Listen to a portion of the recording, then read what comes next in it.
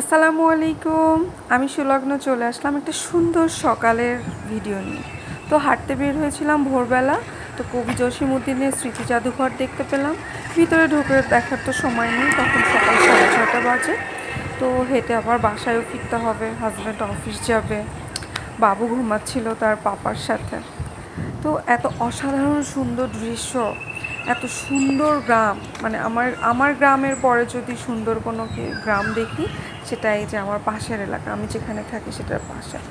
তো হেঁটে বাসায় ফেরার পথে, ওই রাস্তাতেই ফেরার পথে আমি মাছ দেখতে পেলাম। তো মাছগুলো পছন্দ হয়ে গেল। এটা 1 কেজিও হবে না। 1 কেজি মাছের দাম মন করুন 500 টাকা। আমরা তো কিনে খাই। আমরাও বেশি। হ্যাঁ, তাই দেন নিয়ে যাই। আছে টাকি মাছ আছে, দুটো মিলাই দাও। অল্প কয়টা কই মাছ আছে বলে নিতে ইচ্ছা করতেছে। 300 টাকা দেন না, 400 টাকা। দরদাম করে কিনে ফেললাম। আমার যে কি খুশি লাগছিল এভাবে মাছ কিনতে পেরে, জীবনে প্রথম নিজে এভাবে দাম দর করে মাছ কিনেছি। তো এই যে হাতে করে নিয়ে বাড়ি ফিরছি, বিশাল একটা কাজ করে ফেলেছি। মনের মধ্যে বিশাল আনন্দ কাজ করছিল। 6-7টা কই মাছ ছিল আর বেশ কিছু টাকি মাছ ছিল। তো এই যে গ্রামের রাস্তা ধরে আবার আমাদের বাড়ির বাসার দিকেই যাচ্ছি আর কি। তো কাঁঠাল দেখলেই আমার মনটা ওখানেই দাঁড়িয়ে যায়, মনে হচ্ছে যে যদি পেকে থাকতো কাঁঠাল আমি এখনই পেরে খেয়ে নিতাম। আসলে কাঁঠাল আমার খুব প্রিয় একটা ফল। তো এই যে ভোরবেলা, ক্যামেরাতে ওইভাবে বোঝা যাচ্ছিল না, তাও আমি সূর্যটা নেওয়ার চেষ্টা করছিলাম। মেঘে ঢেকেছিল এবং প্রচুর বাতাস হচ্ছিল, অসাধারণ সুন্দর একটা পরিবেশ, কি বলবো। তো ভাবছিলাম যে কেন যে এতদিন ভোরবেলা বের হয়নি।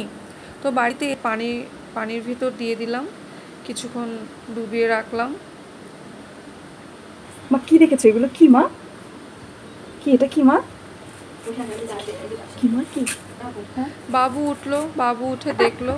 এরপর মাছগুলো থেকে পানি ছেড়ে আমি একটু লবণ দিয়ে মাছগুলোকে মারার চেষ্টা করছিলাম, কারণ কই মাছ এভাবে তাজা ধরে কাটা সম্ভব না।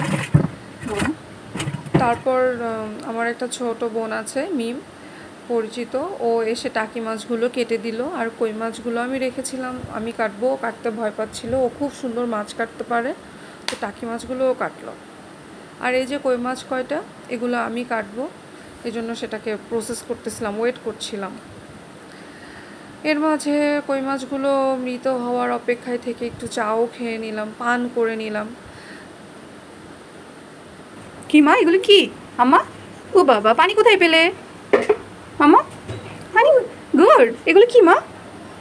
মাছ। মাছ? কি মাছ? কি মাছ?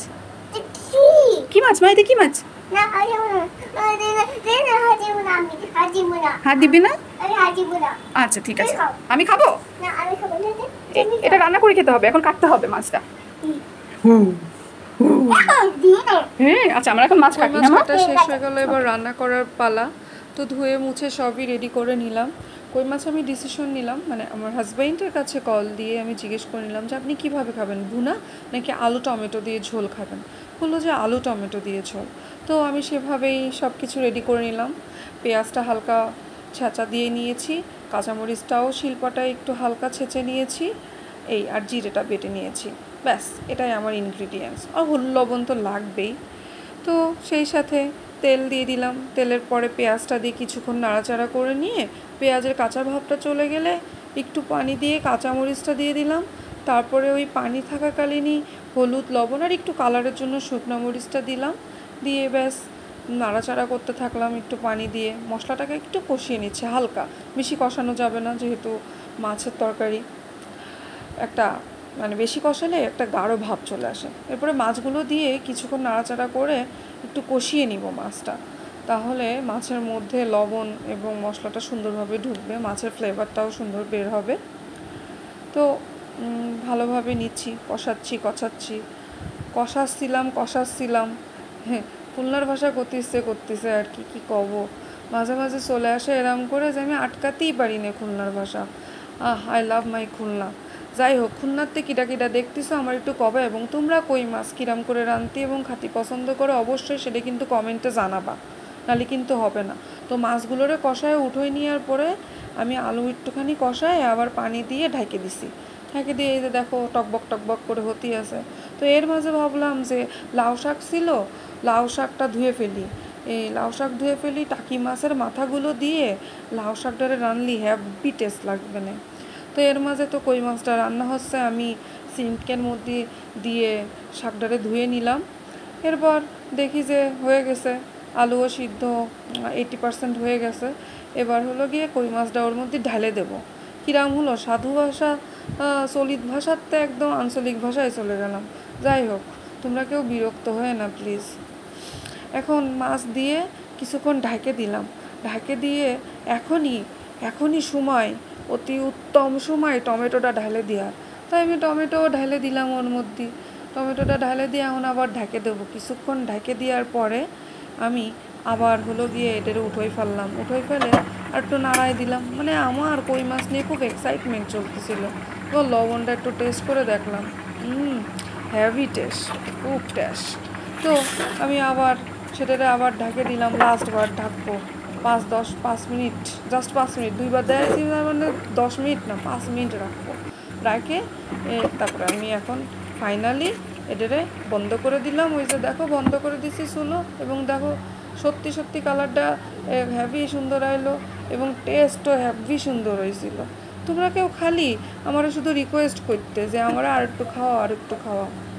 আর এই যে কড়াই দিয়ে দিলাম, তেল দিয়ে দিলাম। কী রানবো কদিন, তোমরা বুঝতে পারতেছো যে কী রানতে যাচ্ছি আমি? ইয়াস, ঠিক ধরিস। এখন আমি টাকি মাছের মাথা দিয়ে লাউ শাক রান্না করবো, ঠিক আছে? তো পেঁয়াজ কাঁচামরিচ কাটা ছিল, কাঁচামরিচটা একটু ছেঁচা ছিল, তো সেটা সহ কিছুক্ষণ একটু নাড়াচাড়া করে নিতে হবে তেলে। কারণ কই মাছের টাকি মাছের মাথা ডারে একটুখানি কষায় নিতে হবে। তো ঝালের গুঁড়ো দিছি, এটা দেখে কেউ কিছু মনে করে না, কারণ যাতে কালারটা সুন্দর আসে তরকারির।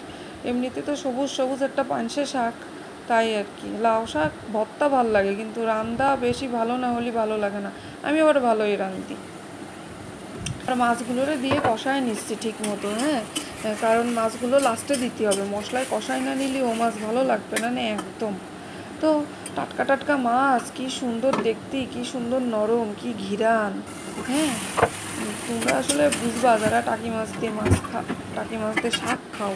হ্যাঁ, তা শাক দিয়ে আজকে আমি মাছ ঢাকেই ছাড়বো, কেউ ঠেকাতে পারবে না আমারে। আজকে শাক দিয়ে আমি মাছ ঢাকবই।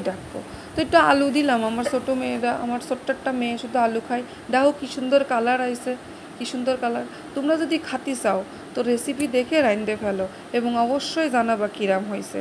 ঠিক আছে, আল্লাহ হাফেজ, ভালো থাকবা সব সময়।